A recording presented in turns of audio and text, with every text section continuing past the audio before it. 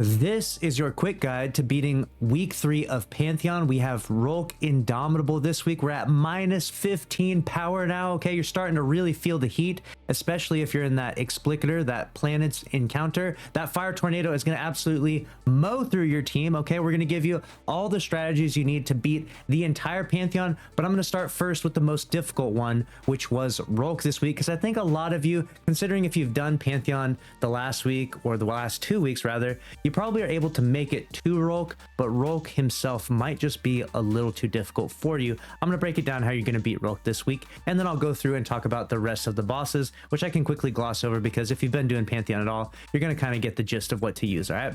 So first things first, we talk about the modifiers we got here. We got Class Warfare. Using your class abilities increases your fire team's damage output. This stacks up to 3 times, which means you want to use 3 class abilities just before damaging any boss. This is going to be a 15-second timer, and it can be fully refreshed by one of your other teammates using their class ability just before that timer hits 0, and you'll get back to ×3 and back up to 15 seconds. So make sure you're actually utilizing this. I think a lot of people kind of forget about this. They're used to going into their damage cycle with their rockets, grenade launchers, linears, whatever it may be. Thunderlord out there, I'm sure there's some people using Thunderlord out there, right? And they're completely forgetting to use their class ability. So make sure you're actually utilizing this. Titans, you're putting their walls down, their thrusters, that one will be important. We'll get to that in a moment. Warlocks are putting down their rifts, and hunters are using their dodge. The next one we're going to be talking about is the surges. We got Stasis Surge this week. This is going to be important for our weapon selection, for our linears, for our rockets, and same thing for this one. We got Arc Surge. This is going to be important for our linears and for our rockets, and we're going to break down exactly the best weapons to use if you want to beat week 3 of Pantheon. So starting off with your Rhulk team composition, all right, I highly recommend you take as many Arc Titans in as you possibly can, or conversely, you can go with the 4 Hunter Golden Gun strat.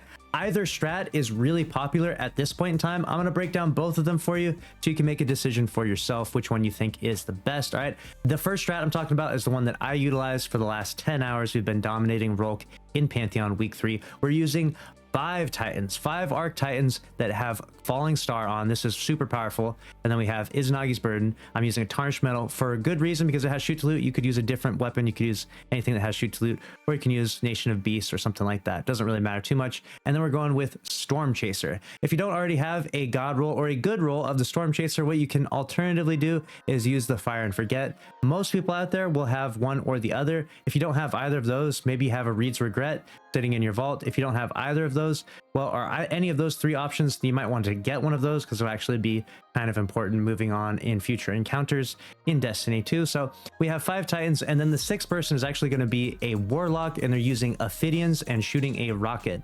And the reason why you can actually do this is because with Ophidians and shooting Divinity, you can actually quickly swap to a rocket because of the Ophidians aspect, the exotic gauntlets, and allows you to swap to the rocket, fire the rocket, and then swap back to Divinity and not actually lose the div cage, which is really important. That Warlock is going to have to be pretty spicy though. He's going to have to be familiar with that strategy. If you're not used to that, it can be kind of hard to do. It might be kind of hard to pull off on controller too. I don't know how it's going to be for controller players out there. I myself do that strategy once in a while, and it's kind of difficult. You know, it's definitely more difficult than the 5 Titans who just run around shooting their Storm Chasers, shooting Izanagi's Burden, and then occasionally missiling the boss. But this strat will definitely get you through and get you to beat this encounter relatively easily. You can also use a different one where people use 2 well locks, and what you do is you put a well on either of the Rhulks, and that basically distracts them. And then you have 4 Golden Gun Hunters using Star Eaters, and they just shoot at Rhulk a bunch. It creates a ton of orbs. So basically they just have like an infinite loop of orbs all sitting there for them, so they can just keep shooting Golden Guns over and over and over again with their Star Eaters. This is also a really powerful strategy. You can shoot rockets at the boss too. You don't have to commit to just linears like I'm showing you here. Rockets also work well. It can just be a little more difficult, a little more finicky landing those rockets on Rhulk. So I highly recommend to go with the linear and div cage route, but to each their own. You know what I'm saying? If you feel froggy, if you feel like you're actually going to hit those rocket shots, go for it. You can shoot that at the boss. That'll work just fine. The added mechanics from this week's Pantheon are that there's tormentors when you're actually doing the mechanics, but if you do it fast enough, you'll actually only have to fight one tormentor. I believe if you do it slow, you fight at least 3. I don't know, maybe you could possibly fight more than 3, but I've had to fight at least 3 from doing the mechanics so slow. It's a very weird thing that Bungie set up. The faster you do it, the fewer tormentors you have to face, which is kind of a positive thing, I guess. If you do the mechanics right and do them really fast, you'll notice in our gameplay here that if we blow through it super fast, there's significantly less tormentors we have to face. And then when you get to the top, there's a second Rhulk there, which is an absolutely crazy thing. We've never seen anything like that before. I mean, technically last week there was 2 Oryxes, but that was on the other side where you just fight those like smaller version of Oryx, right? But this was actually 2 full-size Rhulks. One of them is like a shadow Rhulk that just walks around and kicks you.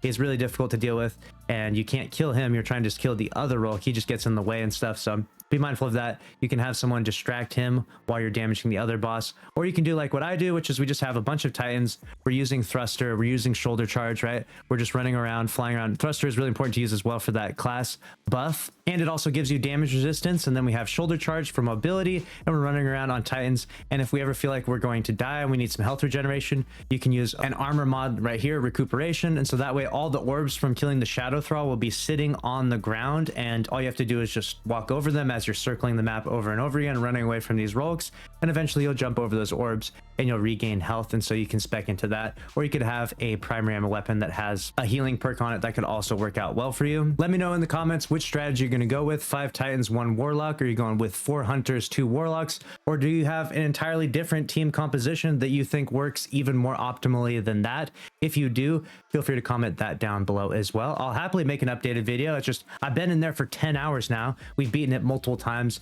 and these were the strategies that I saw were best utilized to help people beat it on the first day. But of course, they're subject to change. Now we're going to talk briefly about some of the other bosses. We have Golgroth that we face. Not a whole lot has changed with this. Obviously, we're at -15. We're using the same modifiers. We already had this modifier week 1 with Golgi. That's nothing too crazy. We're just using the linears, using Storm Chaser or using Fire and Forget to damage him, or you could use Reed's Regret. That's just fine. Moving on to the Caretaker though. Now obviously with Arc and Stasis, things are changed up quite a bit. This Crux Termination is actually massive. It can get Reconstruction and Explosive Light here. The surrounded roll is not the best roll, but it can get Reconstruction and Explosive Light, and that is the go-to rocket. If you have one of these, it's an open roll drop. Not everyone has this roll, right? Not everyone has it. If you don't have it, you could go with something like a Hothead as well. It's also a decent roll, but this is really nice if you have this Crux Termination. I'm super jealous if you have Reconstruction and Explosive Light. You'll have 5 people on your team with this and 1 person with Gallahorn. That way you can get that easy 2 floor on the Caretaker. Next, we'll talk about the Explicator, using the exact same strategy, using Izanagi's Burden, and then using Crux Termination this time now, and you'll get the clear of the Explicator pretty easily. Although I will say that his boss damage phase was actually pretty difficult this week comparative to last week's. Like, it's pretty tight. Like, you actually have to optimize things pretty well. So like, you're going to want to have those Crux Terminations if possible. If not, then maybe you can find the damage elsewhere using some other weapons and using some other strategies. Maybe you could throw in some golden guns with Star Eaters in there. That might help you make up for the difference. But moving on to Atrax now, nothing changes with Atrax, especially with Arc being the buff now, right? We're definitely going to be using Falling Star, and we're definitely going to be using Parasite, so that way we can get that quick and easy 1 phase of Atrax. If you're struggling with it, just throw more Titans at it. That's my strategy for Atrax. Oh, 2 Titans are in there right now? 2 people throwing Nova Bombs, 2 people throwing Blade Barrages? Fine, throw 3 Titans in there now, 4 Titans, 5 Titans. As many Titans as it takes until you beat Atrax. You should be able to breeze through Atrax in like 5 minutes first try. I know that might sound frustrating to some of you, like, hey, look, not everyone's a nerd like you and plays Destiny 2 all day. It's like, I don't even play Destiny 2 all day. I'm telling you right now, save yourself a bunch of time, swap to Titan when you get to Atrax and beat it in 5 minutes. You literally just missile the guy and it's over. And then you save 1 missile for the final stand. It's over. It's super fast. It's easy. Trust me. Save yourself some time. Just swap to Titan. That'll make everything better for you. For Oryx, things changed very little as well. We just use Storm Chaser or Fire and Forget. Again, whichever one you like, whichever one you got. You know, not everyone has all the best weapons in the game. I try to be understanding of that and not, you know, make sure make you have the best god roll of everything, like at all times, right? One of these weapons is really good. One or the other one, right? Firing Line is really good on Storm Chaser. Focus Fury, excellent on Fire and Forget. They're both good. You'll both be able to beat Oryx with a 2-phase using one of these weapons. All right, so you stick to that. And then lastly, like we talked about, Rhulk. Hopefully you found this video helpful. If you did, make sure to subscribe to the channel. Smash the like button. I'll bring you an updated guide if any of this is out of date. So that way you have the most up-to-date information. And the link to that one will be pinned down below. So if you see a pinned comment down there, make sure to click on that and watch the updated guide. But as for now, this is the most relevant and most meta information that there is possibly available if you want to beat Rhulk Week 3 Pantheon. That's a wrap on this one. See you in the next one. Later.